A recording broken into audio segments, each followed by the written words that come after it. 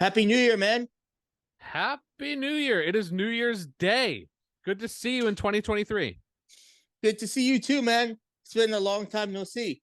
Yeah, we took a little break, but our lives come Last first. year. Our lives come first, right? But we'll Hmm. always come back to this and check in and move forward, right? Yeah, this is like our roots, so to say. So yeah, we're always gonna be coming back here. Mm-hmm. Yeah. So how was 2022 for you? Eventful, eventful. The What about best you? of the best of times and the worst of times, right? Oh, touche. Yes, indeed. Uh-huh. No, it was really good. Very very transformative and definitely overall positive. And it's always cool to use New Year's as kind of a mile marker to reflect on where you've been and where you're going. You got any resolutions? Just to keep pushing forward. My main thing's to keep pushing forward. I'm doing a lot when it comes to like advocacy through um governance and other things, and yeah, I'll keep pushing forward. What about you? I feel like it's always the same, but I'm really happy with where I'm at and kind of naturally moving forward in my career, have an upward trajectory in all those important departments. What I'd like to really focus on is my work life balance, which is probably something I've said as we've gone over our resolutions in years past. Just as a neurodivergent person, I think we're really prone to burnout, and really prone to things like imposter syndrome and not feeling like we're doing enough, and just time management is something I've always struggled with. So that said, sometimes it's not even that I'm overworking necessarily, it's just that I need to figure out what I'm doing and when I'm resting, what that looks like for me, what fills my cup, what makes me feel good, what I need more of, moving around, nutrition, things like that. Um, but yeah, again, I don't really necessarily, I don't want to say I don't believe in resolutions, but I think that sometimes it's over promising something, or it's just Yeah, very it can be disappointing when you look at what your resolution was last year, not accomplishing it or whatever. But I do or think it's the that same one. the beginning of the calendar year is kind of a good time to reassess what your life is all about and what you're up to. So I get it, but overall, everything's really good. Feel good. Yeah, I know. Like, just lots of times with resolutions, you'll have people saying like, "Oh, um, I want to get like the six pack and stuff." But if you make a resolution, you should really push to actually achieve it. That's just my opinion. So if you say go do it, actually put in everything and do it. But also things happen. So there are Yes, there are things that you've committed to in the past, whether they were resolutions or not, that didn't happen, right? yes, this is very true. Right. And so, and not to say that I have a negative opinion on this, but you've said things like that you're going to have a private plane by the time you're 30, Well, right? I said something like that, but yeah, I mean, I do get to go on private jets now. But yeah, Right. So sometimes the goalposts change. So yeah, sometimes when you don't know as much about something, or you didn't expect the unexpected, obviously things happen, but you find joy and you find achievement and accomplishment and satisfaction in redefining what it means to win, right? yeah. And I think that's a positive thing. That said, do you want to update our neurodiverse community on something that you've accomplished since the last time we met? Yeah. Because So because I just want to say, because it's an example of something where it started as one goal, but you accomplished something similar, right? And you're still moving forward, yeah, right? well, the goal is not fully achieved yet, but so far, so I'm on the New York State Autism Advisory Board, and I set forth a couple of goals. One of them is to, I think there should be a neurodiversity flag. We have a pride flag. We have a whole bunch of flags. There should be one for neurodiversity. And the state of New York, there's a motto like, it's a state of opportunity. That's great and all, but let's actually, um, put that to reality. So, uh, I worked for a very, very long time, and there were lots of different things. Now there's a neurodiversity flag called a neurodiversity strength flag, which is now recognized by part of the state board, and we're moving forward to And I'm going to be doing a couple things which I can't really talk about at this time, but it's going to be all over within this year. Mm-hmm. So right now, it's not an officially adopted New York State flag, right? But it's adopted by the New York State Autism Advisory Board, officially recognizes it. So if there's gonna be a flag, it's gonna be that one, right? Well, yes, right now, but also, I mean, I'm in the process of messaging different lawmakers, and we're going to be working to allocate government funds for mass production of these flags. And I mean, the conversations are going good. For example, I mean, I don't really want to go into any specific figures, but they're looking very promising, and it's going to happen from like everything that's going on. It's going to happen. I can't really get into too much specifics here at this time, unfortunately. Mm-hmm. But yeah, a lot of amazing things are going to be happening this year. 2023 is the year of the neurodivergent. That is, I think every year is going to be, and so much has happened since we started this thing, right? Oh yeah, Since we're hearing that word more and more. 2019. It We're was hearing 2019. mm-hmm, we're hearing that word more and more. Neurodiversity, right? Neurodivergent, neurodistinct. Language is constantly changing. The goalposts are constantly moving because we can do better and better and better all the time. And so I I don't disagree that 2023 is going to be the year of the neurodivergent, but I wouldn't want to limit it to then because it is all upward from here. You know what I mean? Yeah. In 2024, we're not going to forget about this stuff. We're going to keep moving forward, and there's a lot of work to do. Oh yeah. And I just realized we're wearing the same hat, and I also have I'm just covered in merch from Spectrum Designs Foundation. Look, I have my cup. If you're Like an watching, ad. if you're watching at home, you can see I have my cup. I have my awesome neurodiversity pride shirt. Yeah, and as for an update, still very much part of the TNC and Spectrum Designs Foundation families, and I know you know this, Josh. But it's still involved, still in touch, still helping out. But I have moved on to some really exciting things in the field of neurodiversity consulting and helping the world of work to become more flexible, empathetic, understanding, etc. for neurodivergent people like you and I, and doing that on kind of a large international corporate scale, which is super, super exciting. There's so much work to be done. And, if it wasn't for my foundational kind of start at those two startups in 2015, a lot of these larger movements that I'm kind of getting closer to now wouldn't even be happening, right? So I think that it's really exciting. I'm really thankful for all these opportunities that I've been afforded, and it's all about moving the needle for others now. It's all about helping people and helping the world to embrace neurodiversity and to get there, right? Because it should not be, as we always say, and you don't have to plug our TED Talk.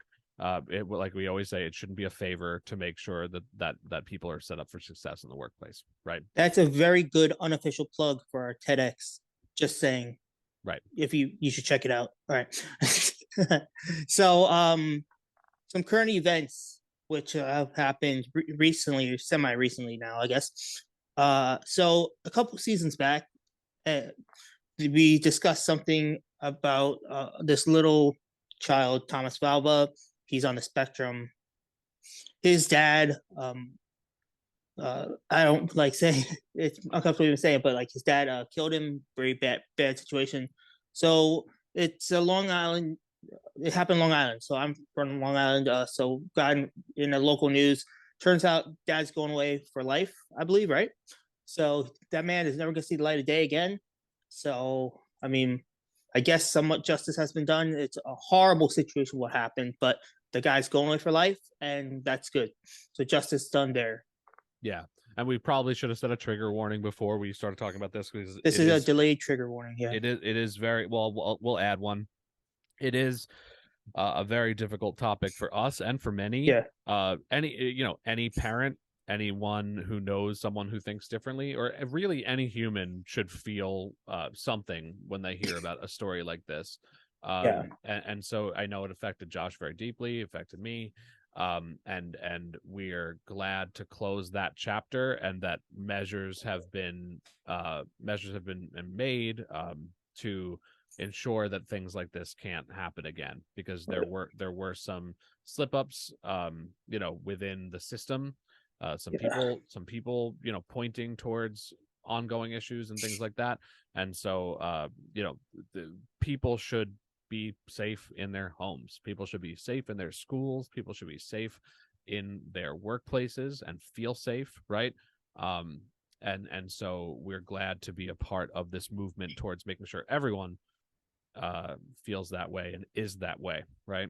Yeah. I mean, that dad though, just saying locally, like that man is hated because we have a local paper, Newsday, and at the end of the year they mail out this pamphlet or something of like the biggest stories of the year, and right on the cover of it was that man being put in handcuffs, being led away out of the courtroom with his head down.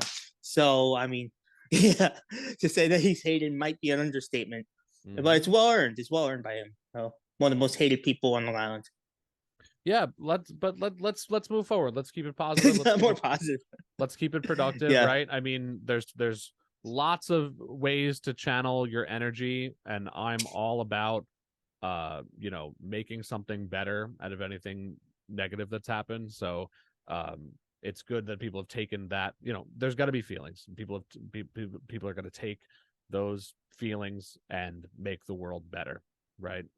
And indeed. that's what's important. Um, what else going on? Any other current events? I just want to say, I mean, I've been working on 4, soon to be 5 continents on neurodiversity and inclusions, particularly mostly within the world of employment, um, in the past couple months, and it's been a real crash course in different cultural approaches, because Long Island and New York and New Jersey and Florida and these places we visited, there's a lot of work to be done, but there's way more work to be done other places. So it's been interesting to kind of be very New York focused and then take a more national focus with our virtual inclusion tour, and now to be speaking to people in various parts of Asia, Australia, Europe.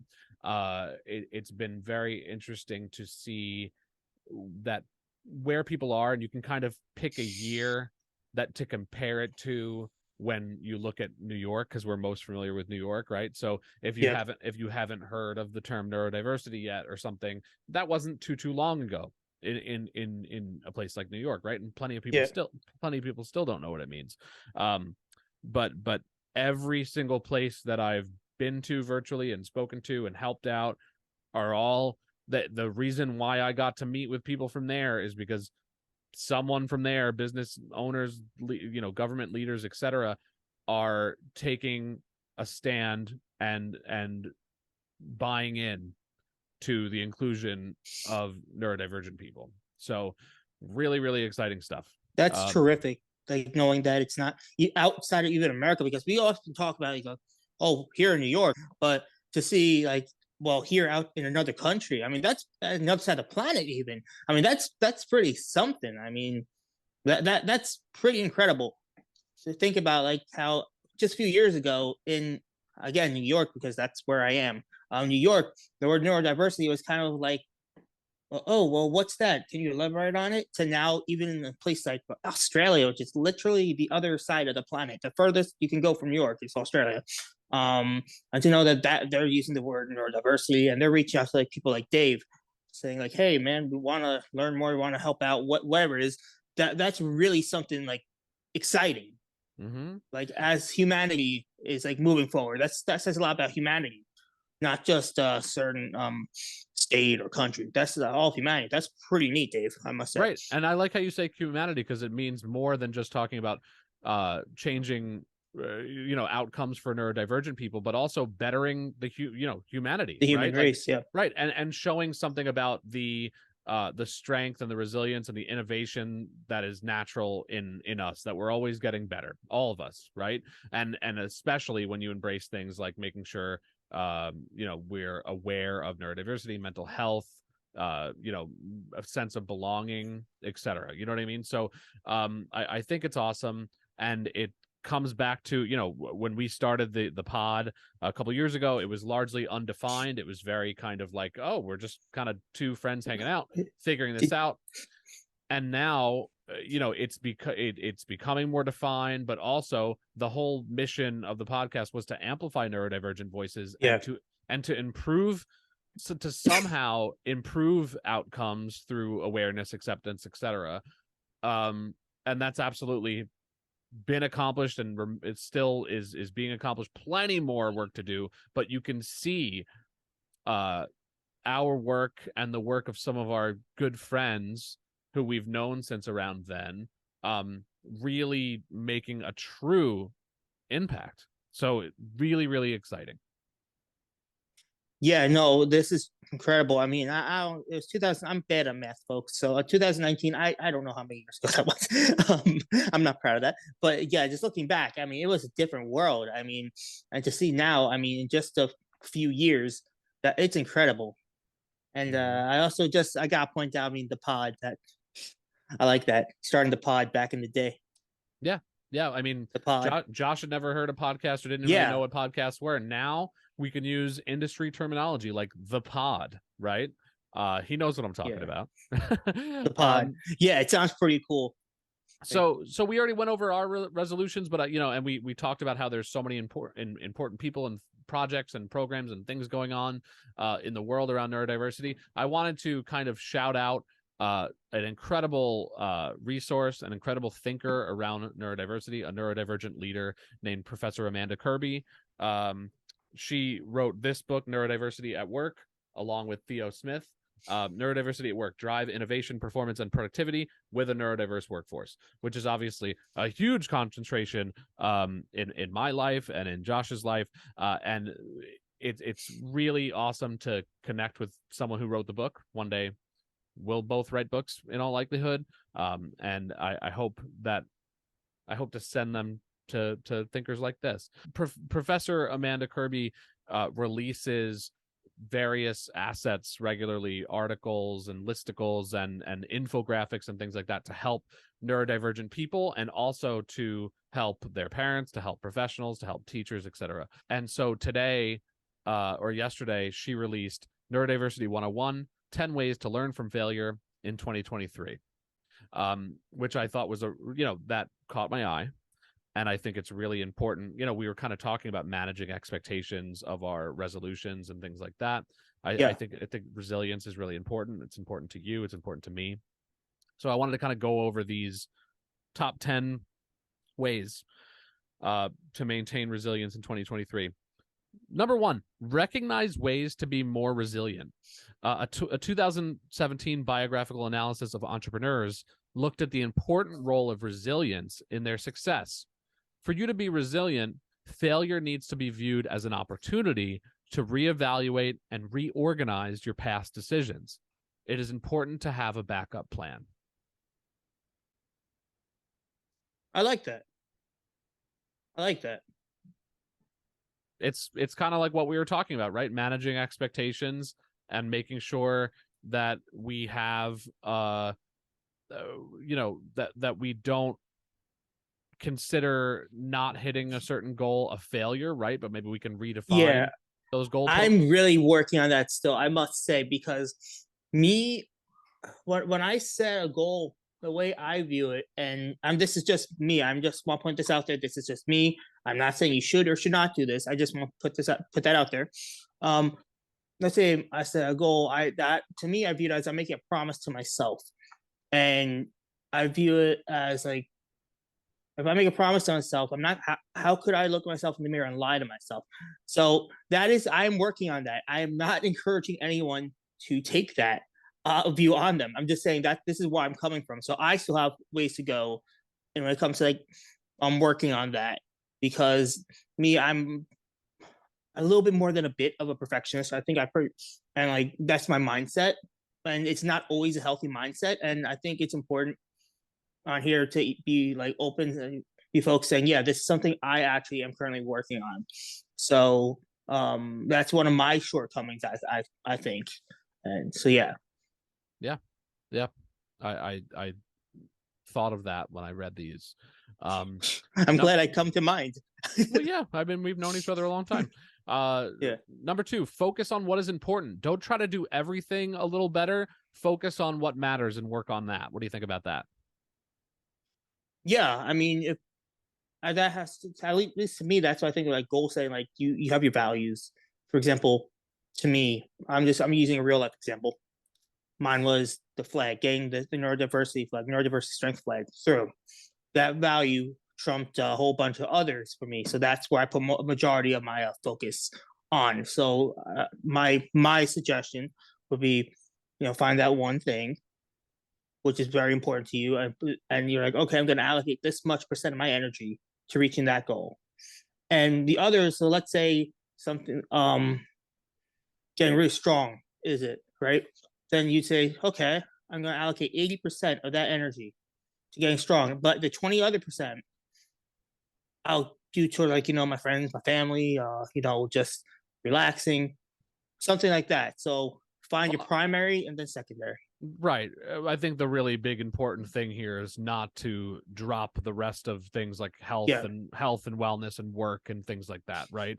Yeah. Because sometimes, I mean, when you say 80%, I think that should be 80% of your extra free time that you could work towards whatever goal you want, not 80% of your life's energy, right? Because then you're going to end up neglecting other areas, like not doing so good at work. This is also true. Right. You want to make sure that you don't neglect, like for example, spending time with friends. You don't. I mean, I'm not saying always do it, but I'm saying you don't want to neglect it either. So it's a balancing act. And again, I am not perfect. I struggle with this all the time. So if you're struggling with this, we're in the same boat, so to speak. Next up, take small steps and see what's working. What do you think about that? Taking small steps. Yeah, I think this is logical. I think if you're at a goal and you're used to taking, like, all right, let's say start with one or two big steps. I think it's important to then go to small steps every now and then, because that's where you find the details. You could see if things are going on, like when this is going to be an airplane analogy because Good. I'm me. But sometime in World War II, when a plane would come back, obviously the big things are flying, taking off, and then landing are the big exciting things. But you have the crew chiefs that never come down, and they would make sure all the screws and nuts and bolts are still in, all the wires. They go through all the little small stuff, and it's because of that that the planes are able to fly, fight, and land. So it's imperative you cannot skip those small things, or else your plane, so to speak, will not be able to fly, it will not be able to fight, and it will not be able to land again. Mm-hmm. Love that. Love that. You're not going to be able to think of a plane analogy for this one. And I should have known it was covered because we already kind of made sure to mention it. Be kind to yourself and give yourself time to rest too.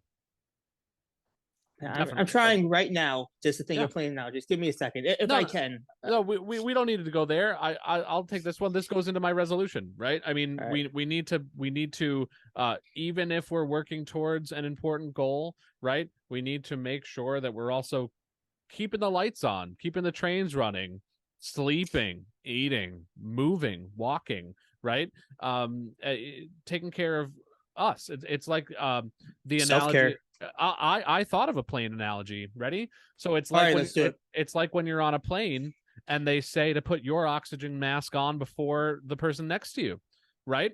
You have to take That's care of yeah, you're welcome. There you go. You have to take I'm care impressed. you have to take care of you, like biologically, mentally, spiritually, etc.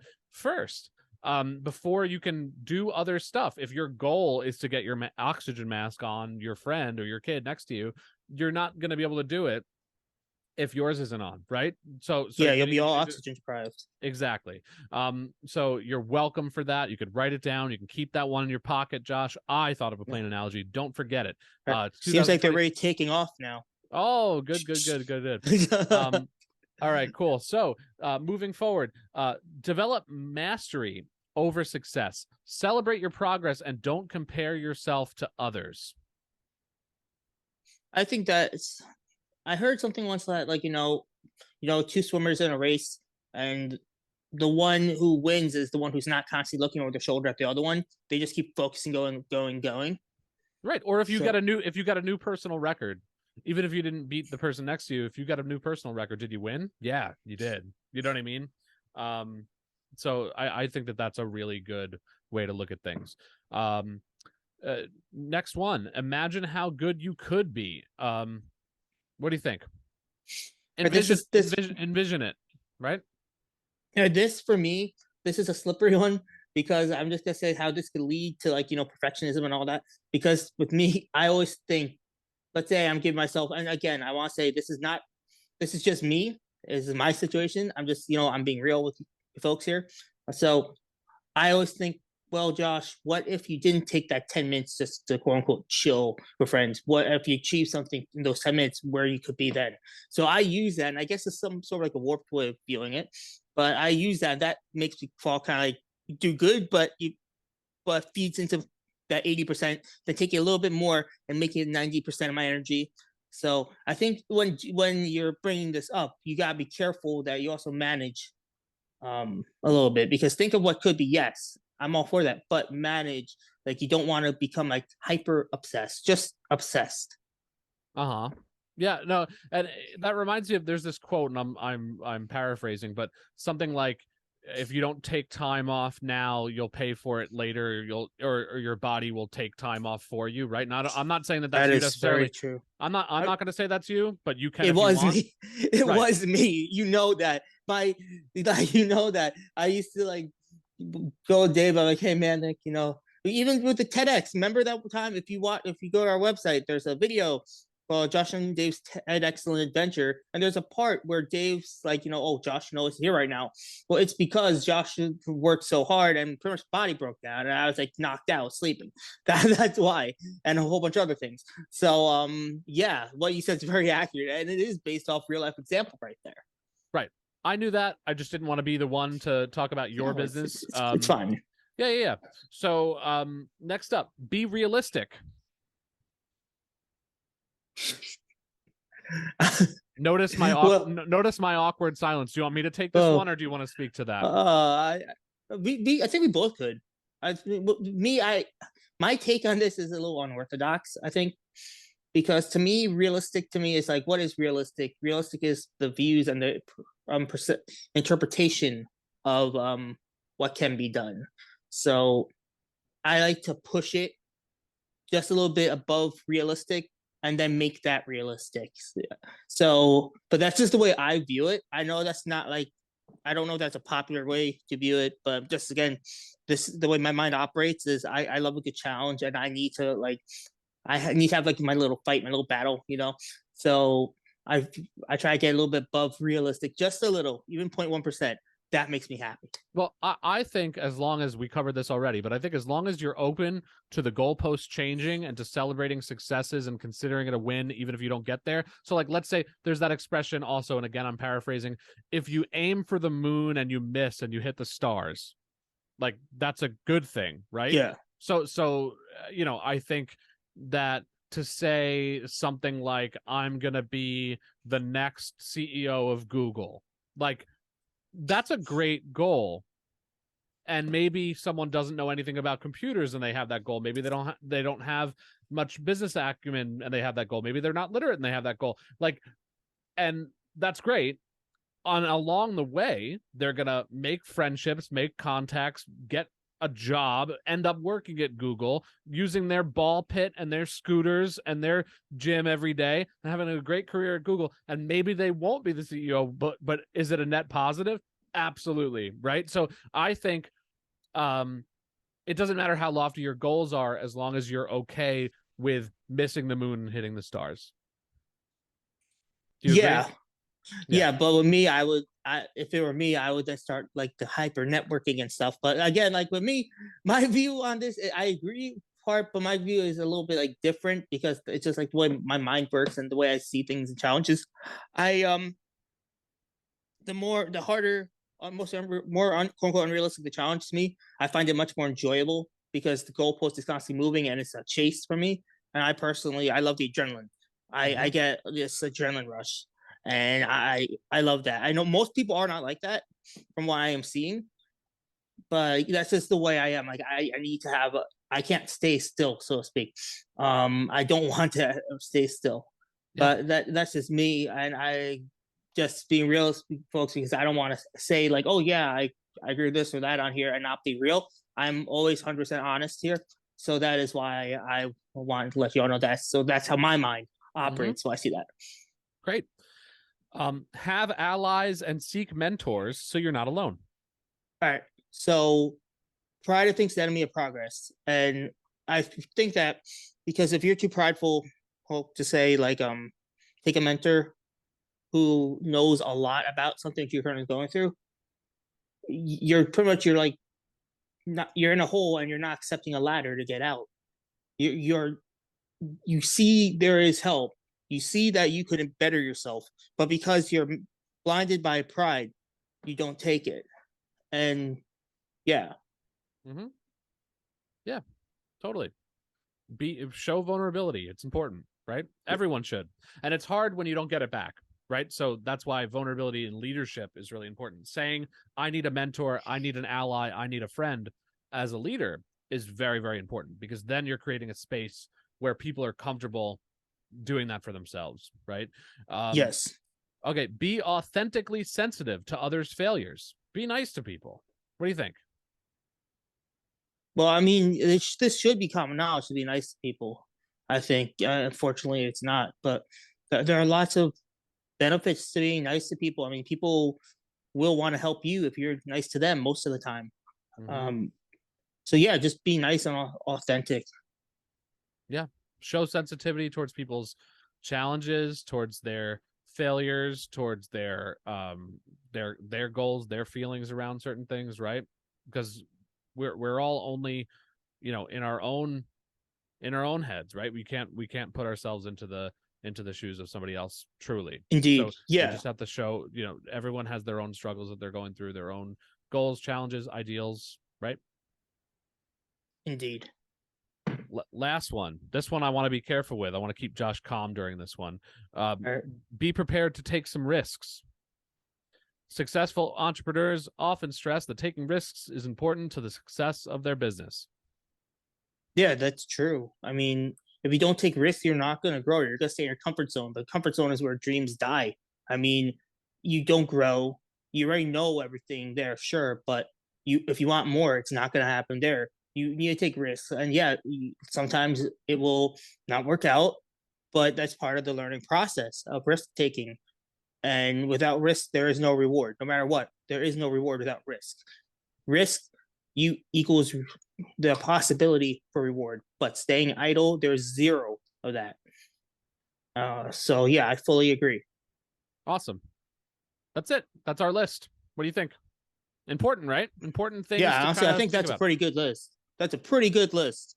I mean, this is a great way to rock into 2023. Um, really, really nice. It's the first time me seeing Dave in since man, like what was it, like summer or something? Since summer like 2022. I mean, we still do talk, like because I sometimes when people I meet like listeners and friends who listen to this, people ask like, "How's your relationship in real life, Josh and Dave?" So yeah, we really do talk. I mean, so I don't know. I did think this was like something, but yeah, it's very nice. We have our disagreements every now and then, but this is genuine. Friendly disagreements. It's important, Yeah, right? it is. This is an authentic, real relationship. We are both very friendly. I text him, he texts me, Yep. all that stuff. So yeah, so Josh and Dave, like this is actually real. We're not putting on I mean the podcast is a show, but we're not putting on a show like this. Of This course. is real. I can't believe I should have mentioned this like a couple seasons ago because that's when it was asked to Some me. people think, some people also think we're brothers. I mean, it's good to clear up, Oh God, yeah, yeah. We're but not related. nope, not related. Brothers from other mothers. Well, Yeah. see you next time on Sounds Like All right. Autism. All right. Have a good one. Bye. See you later. Bye.